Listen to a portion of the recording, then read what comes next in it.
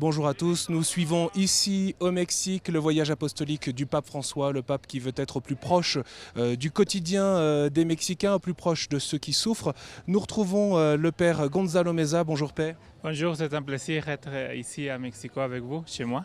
On vous retrouve bien sûr, on vous connaît bien puisque vous intervenez régulièrement comme chroniqueur dans le magazine d'actualité à la source. Quelles sont les attentes au fond des Mexicains vis-à-vis de cette visite du pape François ? Je crois que les attentes des Mexicains est un message d'espérance. Nous attendons un message d'espérance du pape. Il y a beaucoup de Mexicains qui ont envoyé au pape à travers une radio. Ils ont envoyé des questions au pape, au Vatican. Et le pape a vu les questions des Mexicains et j'ai écouté l'intention d'espérance qu'il y avait dans les Mexicains. Enfin, les Mexicains demandaient au pape, pape, vous devez nous apporter l'espérance, un message d'espérance. Je crois que ça, c'est le point fondamental que nous attendons du pape. Dans le Mexique, il y a beaucoup de problèmes. Les problèmes de l'économie, les problèmes de la corruption, et les problèmes de violence et de trafic de drogue. Ce sont des problèmes que les pays fassent maintenant. Et le pape va parler, et le pape a déjà commencé à parler sur les problèmes. Il y a aussi la richesse du pays, la richesse qui se trouve dans le peuple mexicain, dans le peuple qui aime Dieu et qui aime la Vierge de Guadalupe.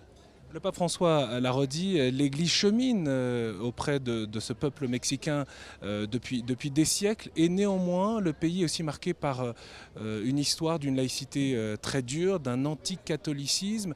Le pape François, latino-américain lui-même, peut-il réveiller la foi des Mexicains ? Le pape François, il vient de Buenos Aires, alors il connaît très bien la réalité de l'Amérique latine. Il connaît la réalité de corruption, la réalité de criminalité.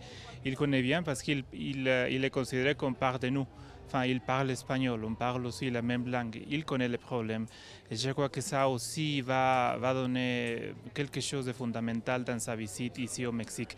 L'Église a eu des problèmes avec l'État mexicain. Il faut rappeler qu'ici au Mexique, il y avait une persécution religieuse très forte. En 1926, de 1926 à 1929, il y avait une persécution religieuse de la part du gouvernement mexicain qui ne voulait pas et qui a interdit toutes les cérémonies religieuses. Il a interdit les prêtres aussi. Enfin, on ne pouvait pas marcher dans les rues avec l'école romain. Jusqu'à quand ?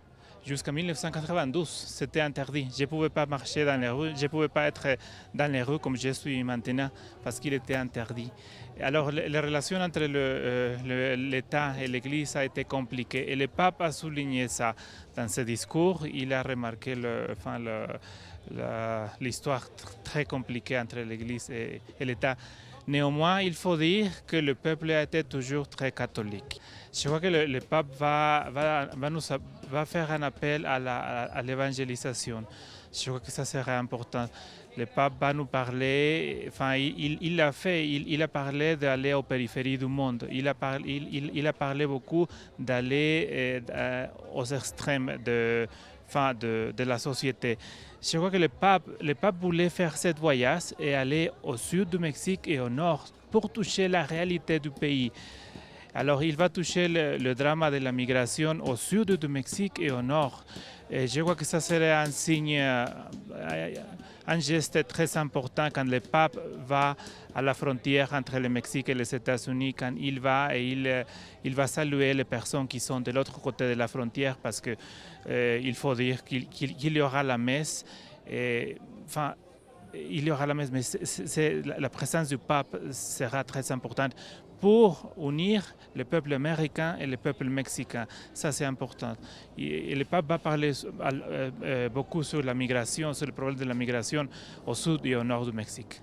Merci beaucoup Père Meza pour ces impressions. Bien sûr, l'ensemble des étapes de ce voyage du pape au Mexique, c'est à suivre en direct sur KTO et vous pouvez également retrouver l'ensemble de ces vidéos sur le site internet de KTO.